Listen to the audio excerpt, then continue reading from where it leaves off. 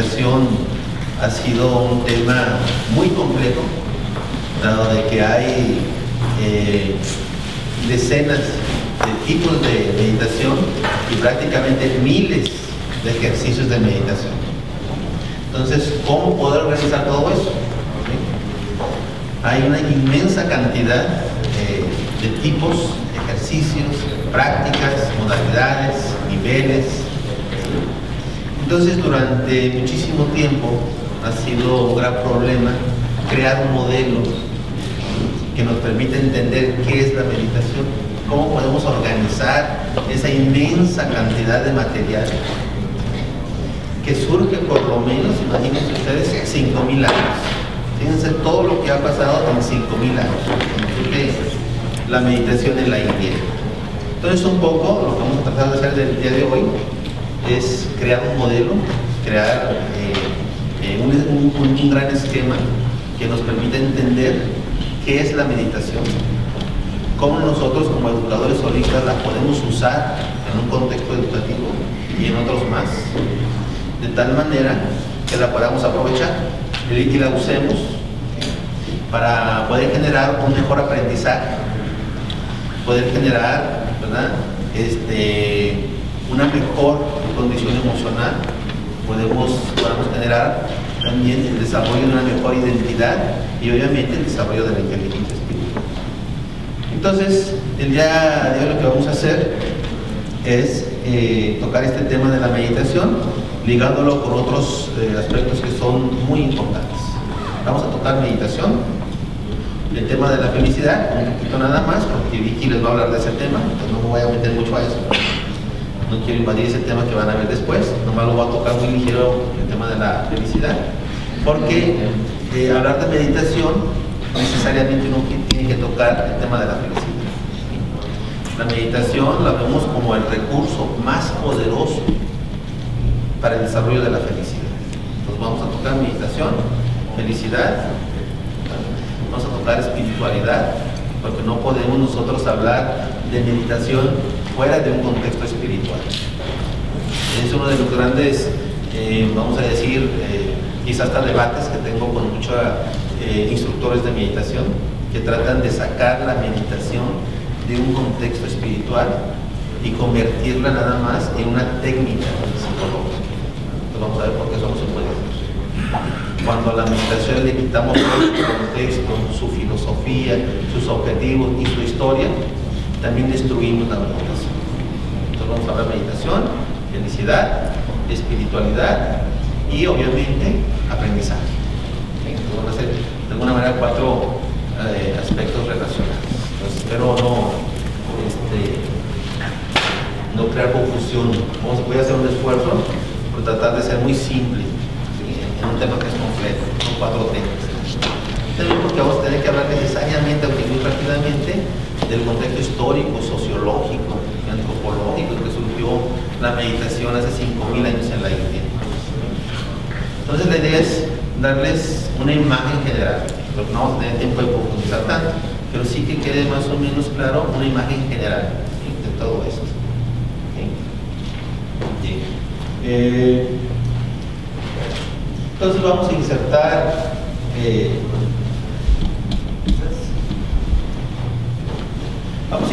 entonces esta plática sobre la meditación el día de hoy, obviamente sobre el tema de la educación. ¿Sí? Vamos a ver de qué manera y por qué es tan importante, ¿sí?, llevar la meditación a las escuelas. ¿Qué es lo que vamos a lograr? ¿Cuál es el potencial? Entonces vamos a hablar de la meditación en este contexto de la educación holista. La educación holista, ¿sí?, como ya hemos comentado siempre, implica un cambio de paradigma educativo. ¿Sí? Un cambio de paradigma educativo, ¿por qué? Porque los últimos 200 años, principalmente los últimos 200 años, siglo XIX y siglo XX, el mundo occidental estuvo muy influenciado por una visión pesimista, materialista de la vida. Durante el siglo XIX, siglo XX, el marxismo, ¿sí?, el psicoanálisis, ¿sí?, los existencialistas franceses, los intelectuales del siglo XX, generaron una visión del mundo sumamente pesimista, materialista. Su visión del mundo, ¿verdad?, no incluía el tema de la felicidad. De hecho, era considerado una obscenidad, una tontería, un absurdo. El ser humano está destinado siempre a sufrir y la felicidad es imposible. Esa fue la postura del siglo XIX, siglo XX. Y la visión materialista, ¿sí?, de estos pensadores alimentaba este supuesto, alimentaba esta creencia. Ya Freud decía, ¿verdad?, que no nos quedaba otra cosa más que vivir nuestra miserable vida hasta morirnos y cargar con ese sufrimiento día tras día. Y no había salida de eso. La felicidad era imposible. Entonces fíjense ustedes la herencia que traemos, ¿verdad? Por eso a veces encontramos contextos tan duros todavía cuando hablamos del tema de la felicidad. Entonces la educación holista surge como una respuesta a ese pesimismo, surge como una respuesta a ese materialismo, al encontrar que no tiene sustento. No hay nada que sustente el materialismo. De hecho, actualmente la misma ciencia postula que la materia no existe. Entonces ya, por fin, estamos empezando a encontrar una ciencia más consciente.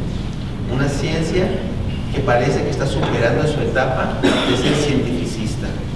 Cientificismo significa tratar de explicar todo desde la materia.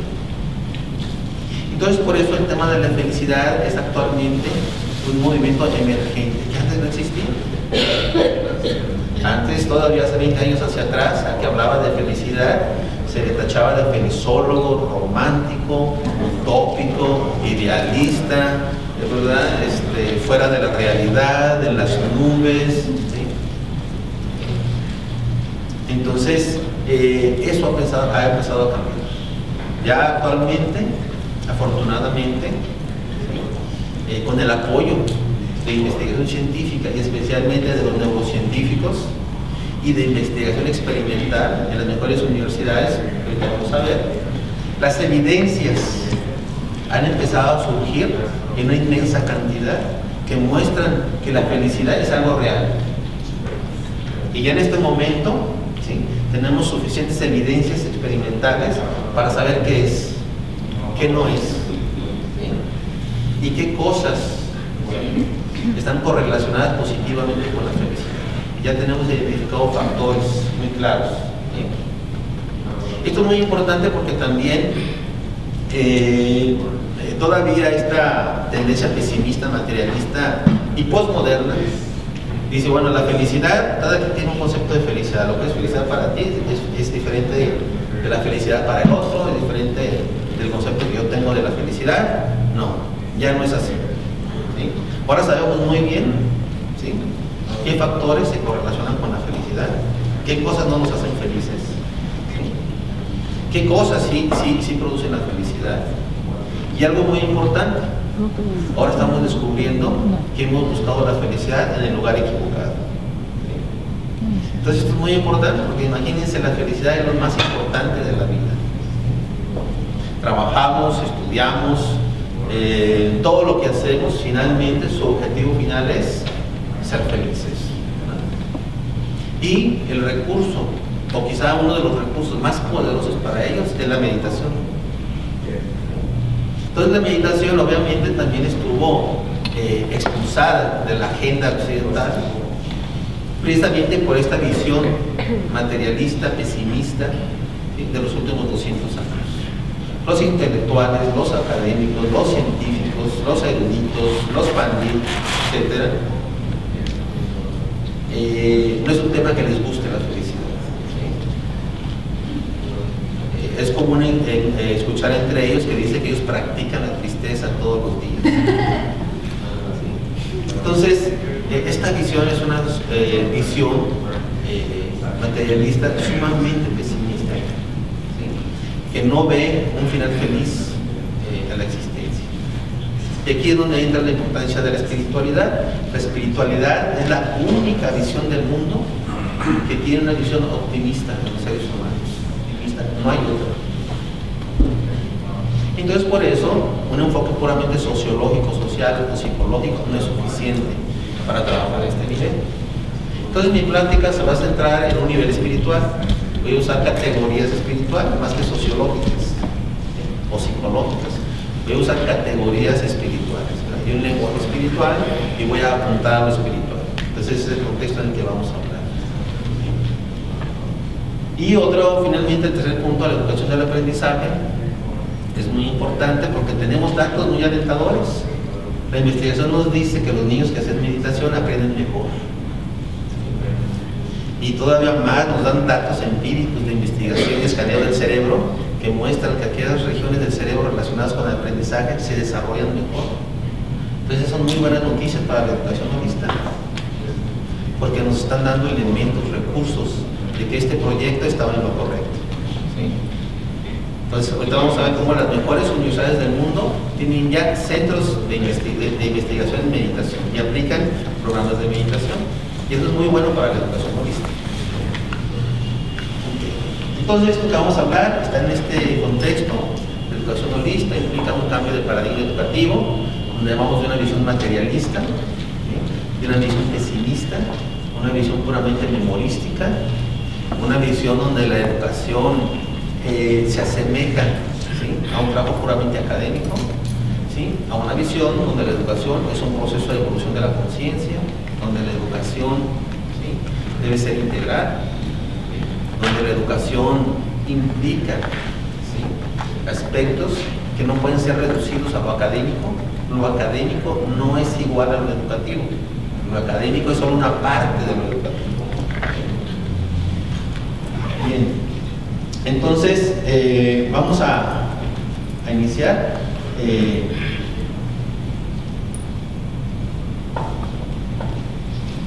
Señalando que la meditación, ¿sí?, es un camino hacia la felicidad, porque la felicidad requiere autoconciencia. La meditación nos ayuda a nosotros reorientar nuestra atención, ¿sí?, de estar sobreenfatizada hacia afuera, ¿sí?, reorientarla hacia adentro. El trabajo meditativo es mirarnos a nosotros mismos. Entonces, la meditación es considerada como el camino más directo a la felicidad. Es un recurso poderoso y tiene como objetivo superar el sufrimiento, lograr el bienestar óptimo a través de la atención interior, ¿no?, porque esto nos abre a una nueva conciencia de autoconocimiento. Y una tesis que vamos a manejar, ¿sí?, es que la felicidad es nuestra verdadera naturaleza. La felicidad no es algo que el ser humano no tenga y que tenga que ir a buscarla a algún lugar o que un objeto se la deba dar. En la concepción espiritual de la felicidad, la felicidad es inherente a nosotros. Es algo inherente a lo que nosotros somos. Esta ha sido la postura de la sabiduría perenne, de la filosofía perenne, de las tradiciones espirituales milenarias, y que ahora la investigación en felicidad nos da la razón. Ahora estamos encontrando que nada externo nos hace realmente felices, que eso es una satisfacción de muy corta duración. Entonces la felicidad es inherente a nuestra naturaleza. No es algo que me falte y que yo tenga que ir a buscar y obtener porque no tengo. No. La felicidad es lo que yo soy. La felicidad es lo que tú eres. ¿Qué eres tú? Tú eres felicidad. Esa es tu naturaleza. En ese sentido, entonces, y bajo esta tesis, la felicidad es un estado de conciencia. La felicidad es un estado de conciencia. Y si vamos a ser todavía más precisos, no quiero confundirles un poco de esto, la felicidad es un estadio de conciencia.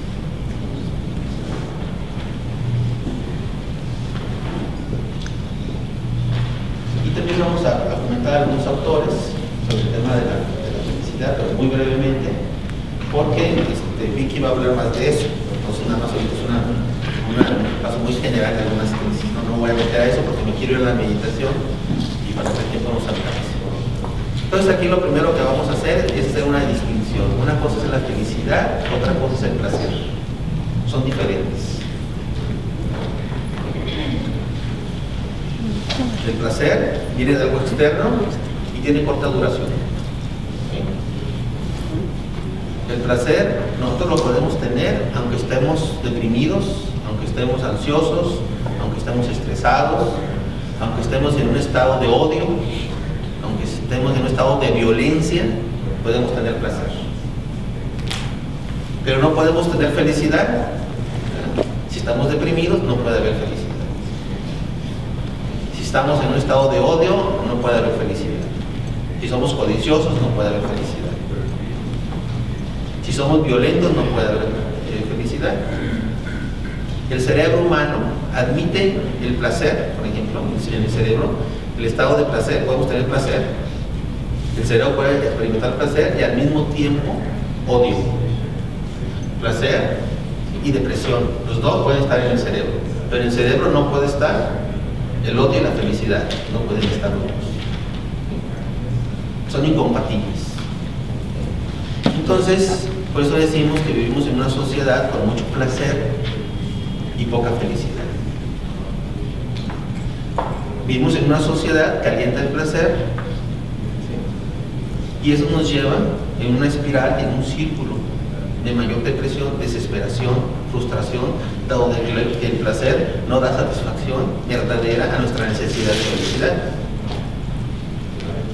Cualquier evento placentero es de muy corta duración. Esto no significa que el placer lo debamos expulsar de nuestra vida. Solo significa que no es la respuesta fundamental que estamos buscando. ¿Sí? Entonces, esta es una diferenciación muy importante. Una cosa es la felicidad, otra cosa es el placer. El placer viene de afuera, la felicidad viene de adentro, ¿sí? Como un estado de conciencia, con la experiencia del propio ser.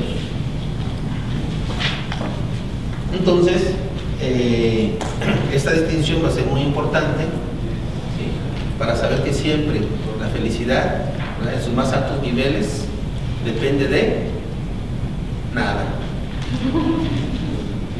¿Qué necesitas para ser feliz? Nada.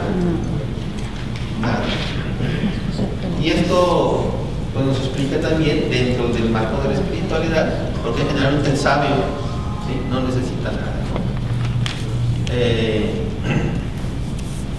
Se cuenta que Alejandro Magno, cuando llegó a la India a conquistarla, pues a él le gustaba instruirse con los mejores sabios de cada país que iba conquistando, y cuando llega a la India pregunta, bueno, aquí ¿quién es el gurú? ¿Quién es el sabio de esta región de la India? Un ermitaño que vive aquí en el bosque, vive aislado. Díganle que ya llegó Alejandro Magno y que venga conmigo, porque si no viene, le corto la cabeza. Y ya fueron a decirle, no, pues dice Alejandro Magno que vayas, quiere que lo instruyas, y que si no vas, te va a cortar la cabeza. Y contesta el sabio, dígale a Alejandro Magno que el sabio no necesita nada del mundo y que no le tiene miedo a la muerte, ya que le corten la cabeza. Entonces, cuando escucha Alejandro Magno eso, ¿verdad?, va con el sabio y le pide que lo instruya con toda humildad. Entonces, la felicidad es algo interior. La investigación experimental actual nos muestra muchísimas evidencias sobre ello, que en realidad nada te hace realmente feliz.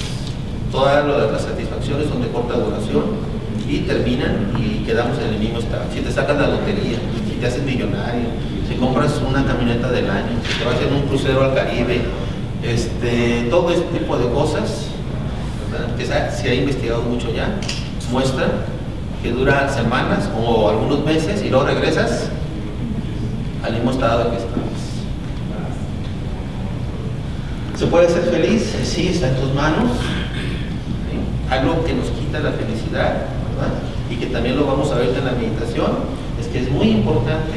De hecho, es lo primero que yo les pido a todos los estudiantes, ¿verdad?, que están aquí. ¿Sí? Es muy importante dejar de criticar, dejar de juzgar, dejar de quejarse, porque eso te amarra emocionalmente, ¿sí?, a un contexto externo de los fenómenos externos.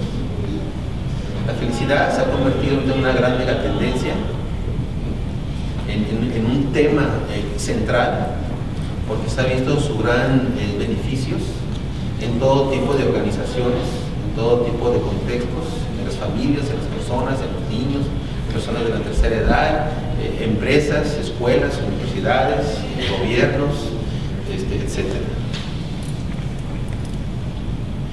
Ahorita vamos a ver cómo también la felicidad tiene grandes beneficios en la salud física, en la salud psicológica y obviamente en la espiritualidad. Bueno, el tema de la felicidad es un tema muy profundo que no está en los libros de autoayuda. Los libros de autoayuda no tienen rigor, es un conocimiento popular que no tiene ningún cuidado metodológico. Entonces ahí no vamos a encontrar realmente un recurso que sea real para lo que nosotros necesitamos.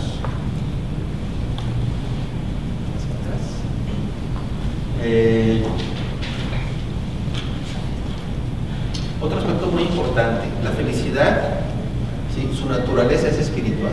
La felicidad no es social, no es política, no es económica. ¿Sí? La felicidad, ¿sí? Su naturaleza es espiritual. Esto es muy importante porque Tal Ben-Shahar, un profesor de la Universidad de Harvard, que creó el primer curso sobre la felicidad de Harvard, que por cierto es el curso con más matrícula de todo Harvard, encabezó una investigación con resultados sorprendentes para ver si el éxito nos conduce a la felicidad. Esta sociedad nos señala que para ser felices necesitamos ser exitosos. Entonces esta tesis la pusieron a prueba. Hicieron investigación y descubrieron que el éxito no conduce a la felicidad, que de hecho ni siquiera está relacionada. Y así, a mucha gente que estaba por lograr algo de manera exitosa. Y luego se les volvió a encuestar después de que entraron a Harvard o lograron algún contrato o lograron la meta que querían y ya eran exitosos. Se les preguntó que si eran felices y dijeron que eran no, estaban en el mismo nivel anterior a lograr el éxito. Entonces, en ese sentido se ha hecho mucha investigación y se ha descubierto algo muy importante, que el éxito es algo sociológico, es algo social, que va hacia afuera, lograr metas hacia afuera. Esto no implica quitarle valor al éxito. O sea, el éxito es importante, pero sirve para otras cosas, pero no para la felicidad. Por eso a veces encontramos millonarios o artistas famosos, ¿no? Directores de cine, ¿no? Que finalmente se suicidan. Entonces el éxito, ¿sí? Es algo que va hacia el mundo externo, la felicidad es algo que va hacia adentro. ¿Sí?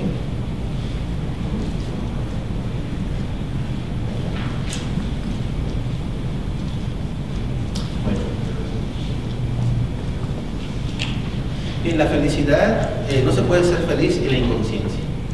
La felicidad requiere conciencia, requiere entendimiento, discernimiento, sabiduría, y por eso se correlaciona tanto con la meditación. La meditación, ¿verdad?, es un recurso, una experiencia, un estado de conciencia, es todo eso que nos va a permitir a nosotros desarrollar la sabiduría, el conocimiento directo, experimentado, ¿sí?, de la naturaleza, de la realidad. Entonces, hay una relación muy importante, ¿sí?, entre la felicidad y la sabiduría. No podemos ser felices en la ignorancia y la inconsciencia, ¿sí?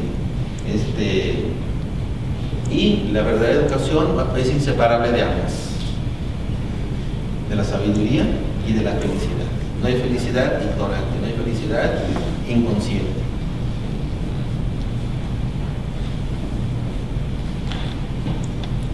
Bueno, ya la investigación ahorita nos da muchas evidencias, ¿sí?, de que la meditación aumenta de manera muy significativa la felicidad que ya está en nosotros. Esa felicidad nunca se ha perdido, ni por un momento. Lo que pasa es que no lo experimentamos. Desde este punto de vista, siempre estamos en un estado de felicidad. Lo que pasa es que no lo experimentamos. Desde que nuestra naturaleza es la felicidad nunca puede desaparecer. Lo que pasa es que somos inconscientes, no lo experimentamos. ¿Por qué? Porque esa experiencia está bloqueada. ¿Está bloqueada por qué? Pues por un conjunto, ¿sí?, de obstáculos que hemos construido a través de malentendidos. Y la meditación nos va a ayudar a eliminar esos obstáculos, ¿sí? Miedos, heridas psicológicas, dogmas, creencias, mitos, aferramientos, dogmatismos, todo eso crea esa barrera para no experimentar lo que realmente somos, ¿sí? La meditación va a generar un sentido de gratitud y bienestar. Ahorita vamos a ver cómo la gratitud es un factor correlacionado positivamente con la felicidad y se genera en las horas de meditación. La meditación también nos va a permitir ser más optimistas, tener una mejor, ¿verdad?, percepción del futuro, un sentido interior de que finalmente las cosas van a salir bien, un sentido de certidumbre interior. Entonces nos conectamos mucho mejor con el futuro cuando practicamos la meditación. También la meditación, y este es un tema muy amplio y muy bonito, pero no voy a poder aclarar a él. La meditación es la base de lo que podríamos llamar el desarrollo moral dentro de la educación holística. Nosotros tenemos una propuesta de desarrollo moral desde la educación holística, que no parte de una prescripción en valores, sino se basa en una ética del autoconocimiento. El desarrollo moral, la conducta moral se va a desarrollar a partir de que el estudiante, ¿sí?, tenga la experiencia meditativa de encontrarse con un orden universal, donde va a encontrar, ¿sí?, la experiencia directa de la bondad, de la honestidad, de la belleza, de la gratitud. Pero nosotros lo hacemos a través, ¿sí?, de una conexión de los estudiantes con el orden universal, no tanto a través de una prescripción. Entonces la meditación ayuda a que la gente sea más moral, sea más honesta, y nos ayuda a desarrollar en los niños la conciencia moral, dado de que encuentren y viven el orden universal natural. Algo muy importante de la meditación nos empodera. La meditación te hace sentirte con certidumbre, seguro de ti mismo, ¿sí? Es una experiencia de poder interior que tienes, de que eres capaz de lograr las cosas, de que tienes ese poder de con tus acciones conducirte hasta lograr los objetivos que tienes frente a ti. Entonces el empoderamiento es muy importante en el proceso meditativo. Y obviamente la meditación, como nos da el conocimiento de la realidad, destruye las ilusiones, ¿sí?, los venenos del ego, el odio, la envidia, la codicia, ¿sí?, que no son parte de la naturaleza del alma, ¿sí?, sino que son algo imaginario.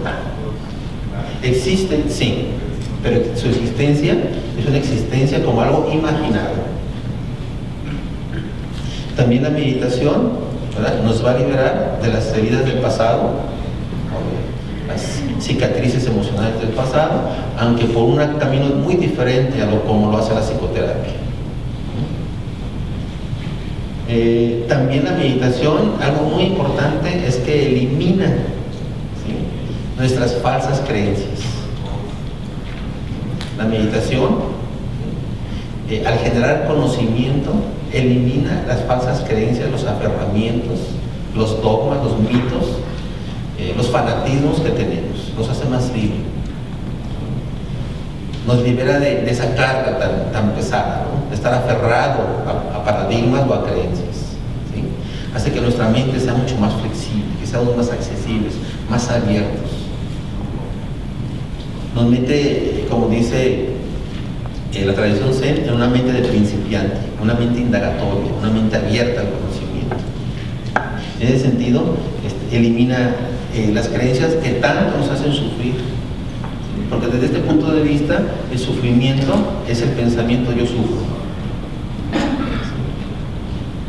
Entonces, cuando exploramos a través de la meditación nos damos cuenta que nuestro sufrimiento está construido sobre falsas creencias. Obviamente esas creencias no nos las vamos a quitar así de fácil, no decir, bueno, ya vi que es falso, pues ya no voy a sufrir, no. Ese es el primer paso nada más, no es tan fácil, ¿no? Decía Jung, ¿sí?, en un documental sobre Carl Gustav Jung, que tenía un paciente que era un gran filósofo europeo, y este filósofo europeo vivía en un terror diario porque tenía la creencia de que tenía cáncer. Y lo llevaron con el doctor, hicieron los estudios y no tenía cáncer. Pero él no se podía quitar la idea de que le iba a dar cáncer, ¿sí? Y yo le decía, no seas tonto, no seas estúpido, no tienes por qué tener miedo, no tienes cáncer. Y el filósofo le decía, yo lo sé que soy un tonto, pero no me puedo quitar esa idea, ¿sí? Entonces, ¿cómo le hago? Entonces es ahí donde mostramos que tenemos que ir más allá de la racionalidad instrumental, ¿sí? Tenemos que ir más allá de la mente, del pensamiento, para poder erradicar, ¿sí?, toda esa serie de creencias que tanto nos hacen sufrir. Es una pena que suframos tanto por creencias falsas. Entonces la meditación, ¿sí?, es un poderoso recurso para destruir de raíz, ¿sí?, todas las falsas creencias que tenemos.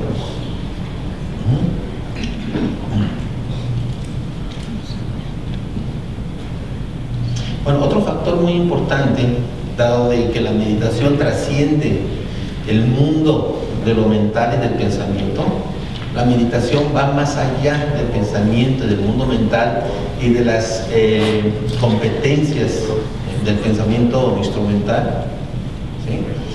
Necesariamente tenemos que entrar al mundo de la intuición, ¿sí?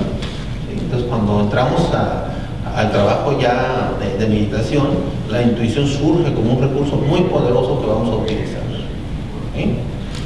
Y afortunadamente también hay mucha investigación sobre la intuición que se está desarrollando, tanto actualmente por la ciencia como desde hace miles de años por la tradición sagrada. Entonces la felicidad requiere intuición, la cual puede ser superior a la razón. De hecho, se dice que el aprendizaje sucede no de manera racional, sino que es algo intuitivo. La razón nos acerca, prepara las condiciones, crea las posibilidades, pero el momento de tomar el momento del insight, ¿sí?, es algo intuitivo, ¿no? Es el eureka, lo encontré, ¿no? Es el momento de la iluminación del aprendizaje. Y ese momento no es racional, es intuitivo. Pero lo que nos acerca es la razón, la que nos pone ya en la condición, ¿no? Diríamos algo así como que la razón es como la garrocha del saltador, ¿sí? Pero hay que soltar la razón para caer al otro lado, porque ¿qué pasa si no sueltas la garrocha, verdad? Pues te vas de bruces, ¿verdad?, con todo.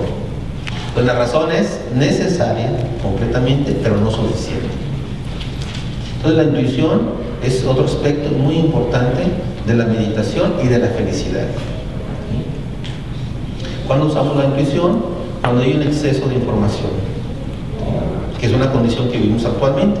Entonces hay tanta información que no podemos ir más allá, ¿no? Entonces tenemos que usar el corazón, tenemos que usar la intuición. Bueno, y una de las maneras actuales como se ha empezado a estudiar la intuición es a través de anagramas, que son letras que forman una palabra, pero son letras desordenadas, ¿verdad? Por ejemplo, ahí tenemos un anagrama que lo usamos mucho en los cursos de doctorado y maestría, ¿sí? Bueno, hay gente que ha resuelto cuál es esa palabra en 5 segundos, y bueno, tenemos los casos que hasta después de media hora no lo pueden resolver, ¿no? ¿Cuál es esa palabra? ¿Alguien ya supo qué es esa palabra que está ahí? ¿Esas letras desordenadas?